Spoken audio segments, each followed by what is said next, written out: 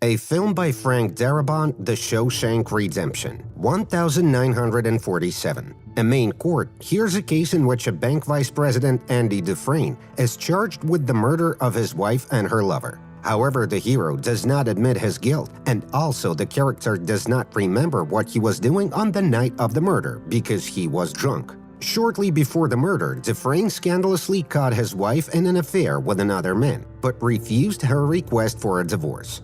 The wife left the house that evening. Dufresne went to a bar, where he drank a lot, and then drove to the house where his wife was supposed to be. But there was no one.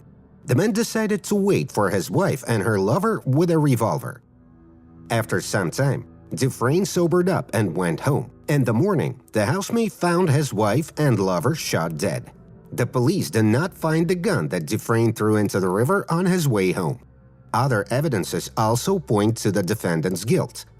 Dufresne is sentenced by the court to 2 life sentences. He is sent to Shawshank, one of the darkest prisons in New England, where cruelty and lawlessness are rampant.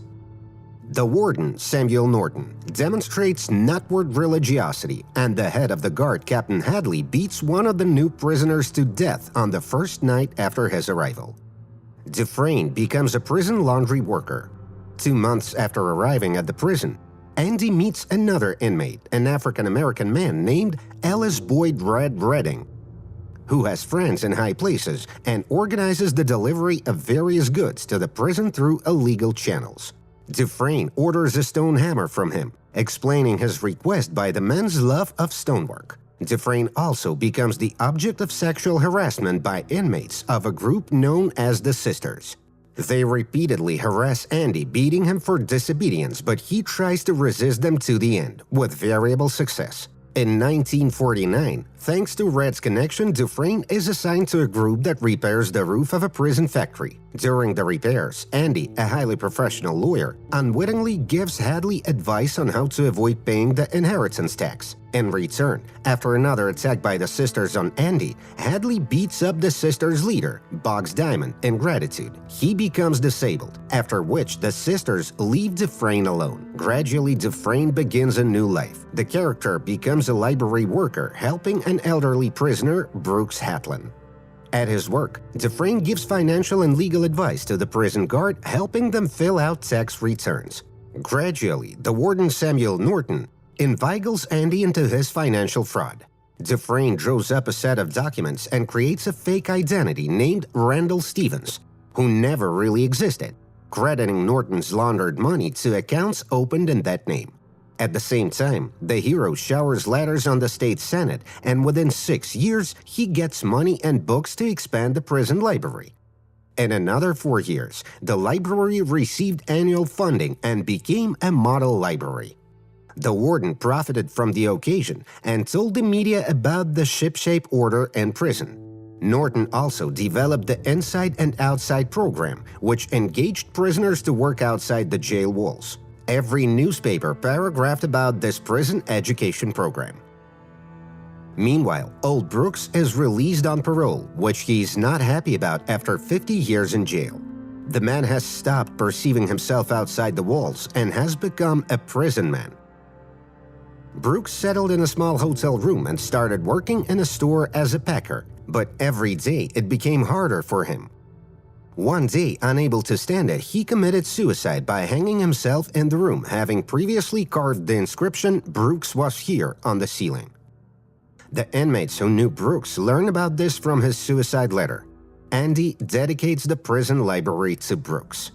For 19 years, Norton, with the help of Andy and using the practically free power of prisoners, has been doing a lot of dark deeds with the help of the program he developed, depositing huge amounts of money into his bank accounts, while showing the media how well the educational process in prison is going. At the same time, Dufresne helps other inmates get an education. He personally conducts classes with a young thief, Tommy Williams, teaches him to read, and prepares the guy for the GED tests. Williams successfully passes the exam. After learning about Andy's story, Tommy recalls that when he was serving a 3-year sentence in another prison, his former cellmate, the psychopath Elmo Blatch, told him how he killed a golf club owner and his mistress, and her banker husband was imprisoned for the murder. Andy realizes this murder is the same one for which he was convicted.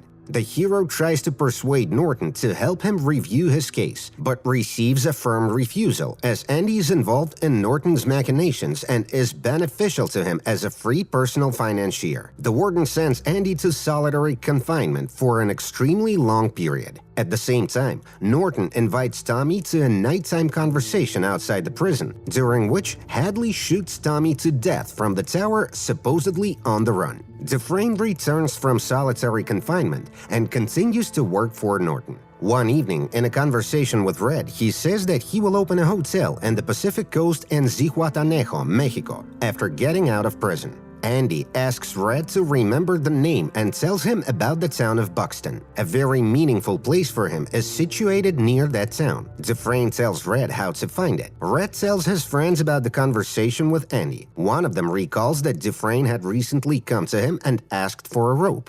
The friends worry that Andy has gone insane after a long stay in solitary confinement and wants to commit suicide. In 1966, Andy escapes. During the years of his imprisonment, he used a geological hammer ordered from Red to break a tunnel in the cell wall, covering it with a poster of an actress. Every day during his walk, he would take pieces of the wall out into the yard and hide them in his clothes. At night, Andy crawled through a tunnel into the room where the sewer pipes of the entire apartment block converged. Taking advantage of the thunderstorm noise, the man quietly broke through a collector pipe with a stone and crawled out of the prison. In the morning, wearing a suit and boots stolen from Norton, he visited several banks where he had transferred Norton's money. The hero closed the accounts opened in the name of Mr. Stevens he had created, receiving $370,000, and sent a letter to the newspaper's editorial office with information about corruption in Shawshank prison. As a result, Hadley was arrested, and Norton, unwilling to surrender to the police, committed suicide by shooting himself in his office. Soon Red, who received a blank postcard with the postmark of Fort Hancock, which is located on the border with Mexico, realizes where Andy crossed the Mexican border and where he was headed.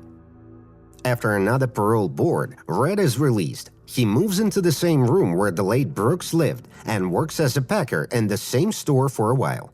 But then the man decides to find the stash that Andy told him about in prison. In the stash, he finds money and a letter from Andy inviting him to travel to Mexico. Red violates his parole and crosses the US-Mexico border. He's confident that no one will organize a chase for an old criminal whom no one considers dangerous. Being on the ocean shore, Alice Redding sees Andy Dufresne.